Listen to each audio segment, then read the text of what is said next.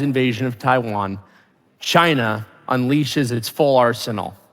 Ballistic missiles rain down on key military installations, neutralizing air bases and command centers before Taiwan can fire a single shot. The People's Liberation Army Navy moves in with overwhelming force, deploying amphibious assault ships and aircraft carriers, while cyber attacks cripple Taiwan's infrastructure and prevent emergency response. The Chinese rocket force's long-range missiles shred through our defenses. Ships, command and control nodes, and critical assets are destroyed before they can even engage. The United States attempts to respond, but it quickly becomes clear. We don't have enough. Not enough weapons, not enough platforms to carry those weapons. American warships, too slow and too few, sink to the bottom of the Pacific under anti-ship missile swarms. Our fighter jets, piloted by brave but outnumbered human pilots, are shot down one by one. The United States exhausts its shallow arsenal of precision munitions in a mere 8 days. Taiwan falls within weeks, and the world wakes up to a new reality, one where the world's dominant power is no longer a democracy.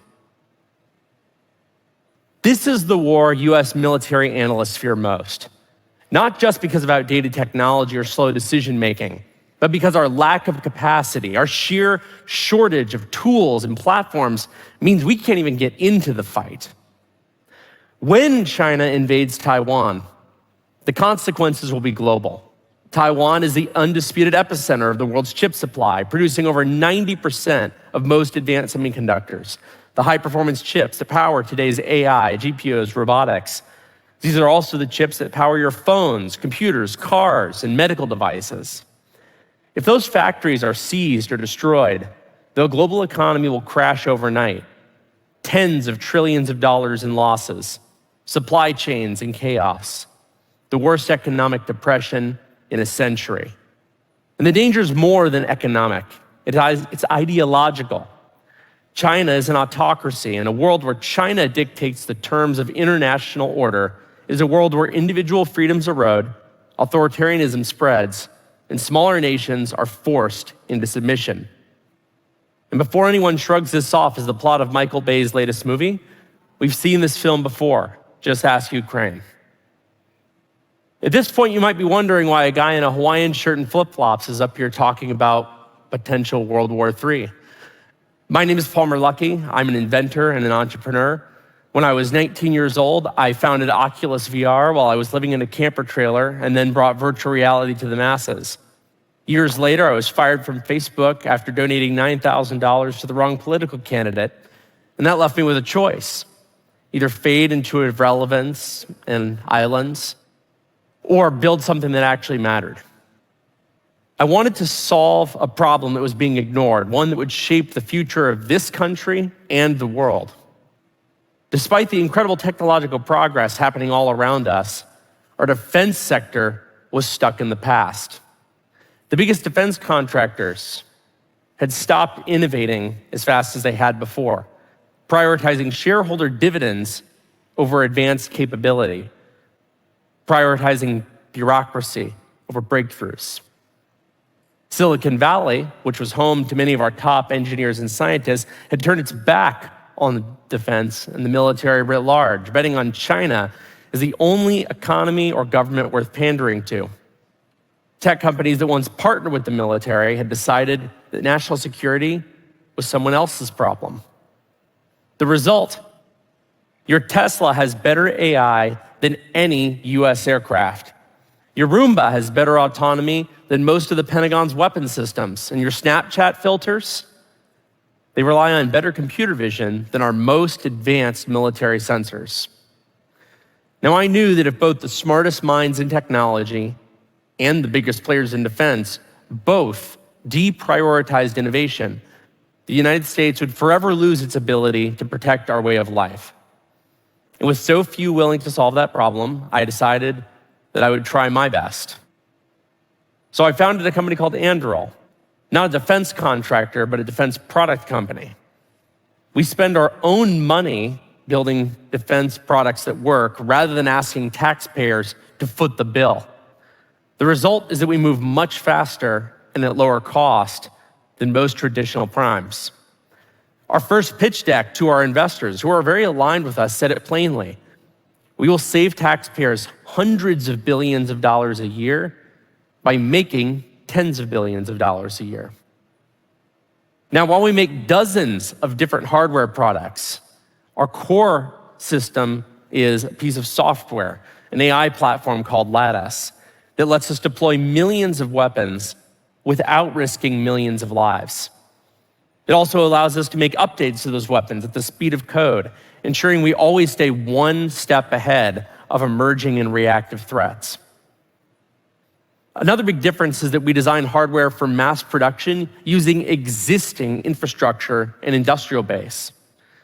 Unlike traditional contractors, we build, test, and deploy our products in months, not years. That approach has allowed us in less than 8 years to build autonomous fighter jets for the United States Air Force, school bus-sized autonomous submarines for the Australian Navy, and augmented reality headsets that give every one of our superheroes superpowers, to name just a few. We also build counter-drone technology, like Roadrunner here, which is a twin turbojet-powered reusable counter-drone interceptor that we took from napkin sketch to real-world combat-validated capability in less than 24 months. And we did it using our own money. Now, coming from a guy who builds weapons for a living, what I'm about to say next might sound counterintuitive to you. At our core, we're about fostering peace. We deter conflict by making sure our adversaries know they can't compete. Putin invaded Ukraine because he believed that he could win. Countries only go to war when they disagree as to who the victor will be. That's what deterrence is all about.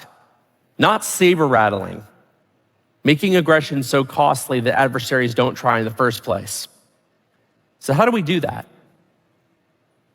For centuries, military power was derived by size. More troops, more tanks, more firepower. But over the last few decades, the defense industry has spent far too long handcrafting exquisite, almost impossible to build weapons. Meanwhile, China has studied how we fight, and they've invested in the technologies and the mass that counter our specific strategies. Today, China has the world's largest navy, with 232 times the shipbuilding capacity of the United States, the world's largest Coast Guard, the world's largest standing ground force, and the world's largest missile arsenal, with production capacity growing every single day. We'll never meet China's numerical advantage through traditional means, nor should we try. What we need isn't more of these same systems. We need fundamentally different capabilities. We need autonomous systems that can augment our existing manned fleets. We need intelligent platforms that can operate in contested environments where human-piloted systems simply cannot. We need weapons that can be produced at scale, deployed rapidly, and updated continuously. Mass production matters. In a conflict where our capacity is our greatest vulnerability, what we really need is a production model that mirrors the best of our commercial sector: fast, scalable, and resilient. We know how to win like this. We rallied our industrial base during World War II to mass produce weapons at an unprecedented scale. It's how we won. The Ford Motor Company, for example, produced one B-24 bomber every 63 minutes. But to actually achieve the benefits of these mass-produced systems, we need them to be smarter. This is where AI comes in. AI is the only possible way we can keep up with China's numerical advantage.